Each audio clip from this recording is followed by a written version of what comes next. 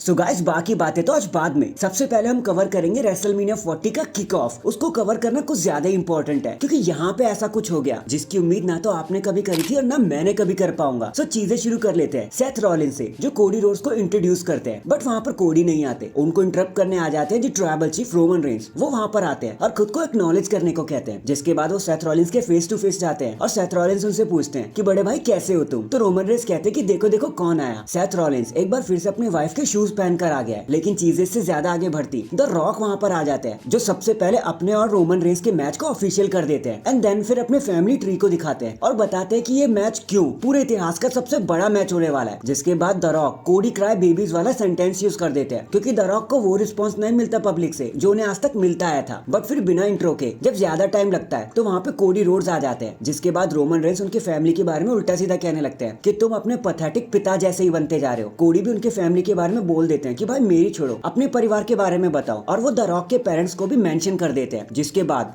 The rock बीच में खड़े हो जाते हैं और कहते हैं कि एक बात ध्यान से सुन लो, रोमन रेंस के बारे में बोला इसका मतलब मेरे बारे में बोला, क्योंकि ये हमारी फैमिली है। थोड़े से इंटेंस लुक के बाद द रॉक एक जमकर चाटाई लगा देते हैं कोडी रोड्स के ऊपर। जिसके बाद तो वहाँ टोटल केओस हो जाता है। Seth Rollins, Cody Rhodes, Roman Reigns, the rock एक दूसरे से लड़ने ही लग जाते हैं। एंड एक तरफ Roman Reigns and the rock हो जाते हैं और दूसरी तरफ Cody Rhodes and Seth Rollins. And guys मजा आ गया कसम से। ऐसा लग रहा था जैसे हम रियल लाइफ मूवमेंट को देख रहे हैं। एंड होल्ड ऑन, अभी तो कुछ और भी बताना है मुझे आपको जो इस इंट्रो के बाद आएगा, तो इस वीडियो को पूरा देखना। एंड नाउ आप देख रहे हैं रेसलमैनिक्स एंड सब्सक्राइब करना तो बनता है। सो रेसलमेनिया किक ऑफ के बाद जब सारा केओस ठंडा पड़ जाता है तो बैक स्टेज में हमें ट्रिपल एच देखने को मिलते हैं, जिनका इंटरव्यू हो रहा होता है। उनसे पूछ रहे होते हैं कि ये सब मेन स्टेज पर क्या हो गया, कि तभी वहाँ पर Roman Reigns and the Rock आ जाते हैं और द रॉक ट्रिपल एच को धमकाते हुए कहते हैं कि भाई देखो ये जो भी हुआ मुझे पसंद नहीं आया, इसके लिए मैंने साइन नहीं किया था, तो यहाँ तो तुम इन चीजों को फिक्स कर दो और यहाँ फिर हम कर लेंगे। और उसके बाद रॉक एंड रोमन एक साथ हाथ हिलाते हुए वहाँ से चले जाते हैं। हाँ देखो पहले तो हमें लग रहा था कि रोमन वर्सेस द रॉक होने वाला है, लेकिन अब तो the rock versus Roman Reigns एक तरफ हो गए और Cody Rhodes and Seth Rollins एक तरफ हो गए। मतलब अपोनेंट अब दोस्त बन चुके हैं। अब पता नहीं इससे आगे और क्या क्योटिक सिचुएशन में देखने को मिलेगी। भाई बहुत मजा आने वाला है इस रेसलमेनिया सीजन में। इसके बाद the Undertaker the dead man full dress code में नजर आए थे, बट ना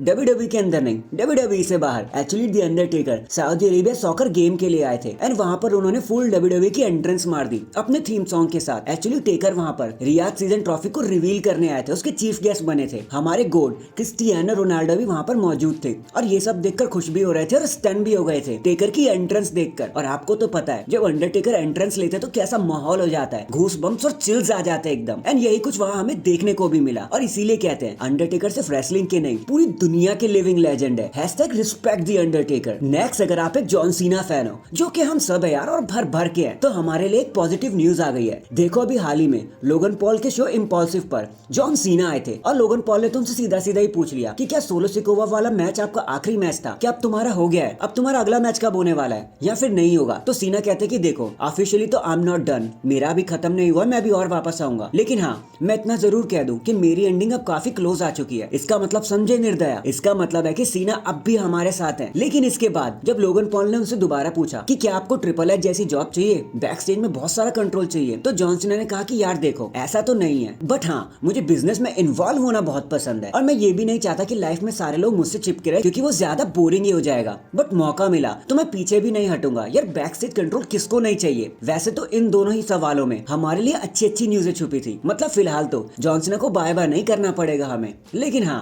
एक बात याद रखना, जॉन सीना ने ये भी कहा है कि खत्म तो नहीं हुआ लेकिन मैं क्लोज जरूर हूँ, जिसका मतलब है कि ये दिन एक ना एक दिन तो जरूर आएगा जो बहुत ज्यादा बुरा होगा हमारे लिए। इन दी एंड अब क्योंकि the rock and Roman Reigns एक तरफ हो चुके हैं and Cody Rhodes and Seth Rollins एक तरफ हो चुके हैं, तो अब तो पूरा रेसलमेनिया सीजन ही हिल चुका है भैया। ऐसा लग रहा है जैसे सिंगल्स मैच का तो पता नहीं, लेकिन एक मेगा टैग टीम मैच हमें जरूर देखने को मिल जाएगा। लेकिन एक चीज मुझे अब भी अजीब लग रही है यार, सेथ रॉलिन्स का तो इन सबसे कुछ लेना देना ही नहीं था, तो वो इन चीजों में क्यों इन्वॉल्व हो रहे हैं। लॉजिकली तो उनका कोई लेना देना ही नहीं है, वो तो खुद एक चैंपियन है। लोगों को उनके पास आना चाहिए, ना कि उन्हें लोगों के पास जाना चाहिए। लेकिन अब पता नहीं यहाँ से आगे क्या होने वाला है। लेकिन एक गजब की बात बताऊं, व्हाट इफ कि सीएम पंक मेन स्टेज पर होते और वो ये सब कन्फ्रंट कर रहे होते, तो क्या होता। ग्लोरियस मूवमेंट हो जाता डब्ल्यूडब्ल्यूई की हिस्ट्री में, मजा आ जाता भैया। So that is it guys, आज के लिए तो बस इतना ही। आप मुझे बताना ये द रॉक के थप्पड़ की गूंज अब कहां तक जाएगी, कमेंट करके जरूर बताना। एंड चैनल पर नया है तो चैनल को जल्दी से लाइक एंड सब्सक्राइब कर दो। बाकी मैं मिलता हूँ आपसे किसी और अपडेट के साथ, तब तक के लिए अपना ख्याल रखें और खुश रहें।